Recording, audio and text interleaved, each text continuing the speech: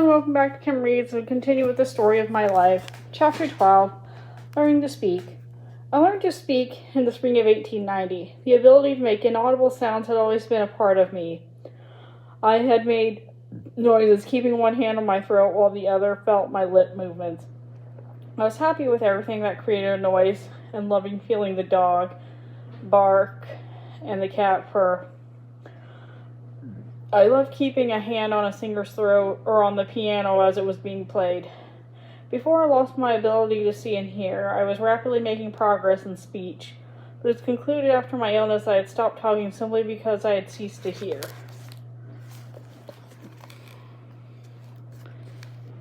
I did make many sounds and words, though, because of my exercising my vocal cords rather than a means of communication. Remember the meaning of one word, water, although I pronounced it as wawa. Reading this became less comprehensible until Mrs. Sullivan began teaching me. After I learned how to spell a word on my fingers, I stopped using this pronunciation. I was aware that people around me used a form of communication that was very different from mine. I was aware of the dissatisfaction of this form even before I realized that a deaf child could be taught to speak. A person dependent on the manual alphabet had always had a restrained, narrow sense. I was becoming agitated because of these thoughts, and I continued using my lips and voice to communicate. My friends advised me against this, fearing that it would lead to further disappointment. But I continued, and soon an accident took place that resulted in breaking down this great wall. I heard the story of Reginald Kata. In 1890, Mrs. Lamson, who had taught Laura Bridgman, arrived to see me and told me that the story of Ragnhild Kata, a deaf and blind girl in Norway who had actually been taught to speak. I was burning with eagerness after I learned the story and resolved firmly that I learn how to speak. My teacher took me to seek Miss Sarah Fuller's advice and help. She was the principal of the Horseman School and was a lovely, sweet-natured lady. She offered to teach me how to speak, and the lessons began on March 26, 1890. Miss Fuller passed my hand lightly over her face, allowing me to feel the disposition of her tongue and lips when she uttered a sound. This was her simple method.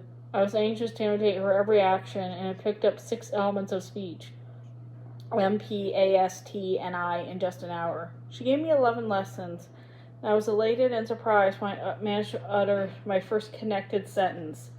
It is warm. Although they were broken and stammered syllables, they were human speech after all. A deaf child who had earnestly tried to speak the words which he or she never heard is like one emerging from the prison of silence. No tone of love or song of bird or sound of music can penetrate the stillness of this oppressive prison. Imagine the thrill and surprise and the discovery of the child experiences upon uttering his or first word. My elation can perhaps be gauged by the way I started talking to my toys, the trees, the birds, and animals. I was overjoyed when Mildred ran towards me at my call and when the dogs followed my commands. To be able to speak without needing an interpreter was a godsend and a boon, and happy thoughts emerged from my mind whenever I spoke. But one must not suppose I could talk fluently at this early age, as I had only picked up the elements of speech. The truth was that Miss Fuller and Miss Sullivan understood what I was saying, but most people couldn't. I also do not like the rest of the work myself after learning the elements of speech. I wouldn't have been where I am now but for Miss Sullivan's untiring perseverance, devotion, and sheer genius. To perfect a natural speech, I toiled night and day before my best friends understood what I was trying to say. Miss Sullivan's constant assistance was needed for me to articulate each sound directly and to merge all sounds in 1,000 ways. Till date, she brings my attention to mispronounced words. Only the teacher of the deaf will be able to understand my difficult position. I only had my fingers to rely on my teacher's lips, and catching the vibrations of the throat, mouth movements, and facial expressions by mere touch was not easy. This sense was mostly faulty, and I had to repeat the words or sentences for hours, sometimes whenever this happens, until the proper sound emerged. It was practice, practice, and more practice. I was discouraged and fatigued often, but what spurred me on was the desire for success and the idea of pleasing my loved ones with my achievements. My little sister will know what I am saying now, was a thought that was stronger than all the hurdles I faced. I am not dumb now, I repeatedly happily as the thought struck me that talking too much was as much easier than to spell the words with your fingers. I abandoned the manual as a tool of communication, but Miss Sullivan and a few of my friends still use this when they speak to me today, simply because it is faster and more convenient than lip reading.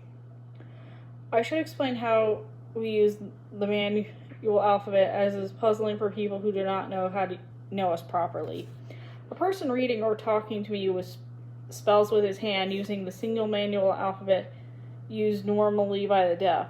I place my hands on the speaker's hand so that the movements are not disturbed. The hand position is as easy to feel as it is to see. I feel each letter as easily as you see it, and the fingers are greatly flexible thanks to constant practice. Some of my friends spell it as fast as a typewriter's expert writing speed. After I had conquered basic speech, I could not wait to go home. I made my way home, constantly talking to Miss Sullivan to improve more. When the train rolled into Columbia Station, my entire family was waiting for me on the platform. My eyes welled up in tears now when I think about my mother hugged me with delight, speechless as she shook and trembled.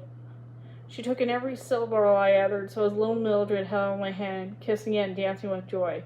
My father expressed his pride and love in stoic silence. It was as if Isaiah's prophecy had come true. And that's the end of that chapter. See you later.